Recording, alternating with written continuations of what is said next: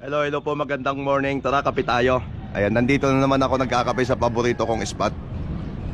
Ayan. Tuwing umaga po, talagang dito ako nagkakape kasi ano ko na to eh. Kumbaga dito na nawawala yung parang stress, ganon.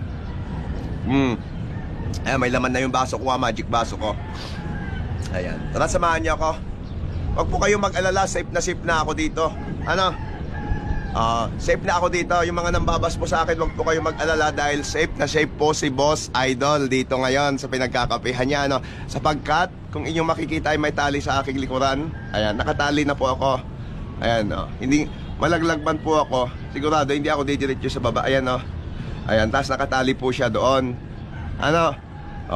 Ayan, tas nakaano po sa liig ko. Ayan, no? Kumbaga, di ba? Safe na, di ba? Hindi ka didiretso sa baba. Tama po ba? Ayan.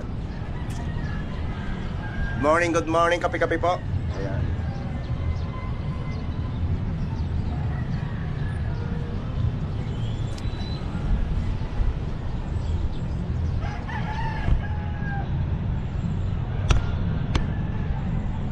Okay, safe na si Boss Idol,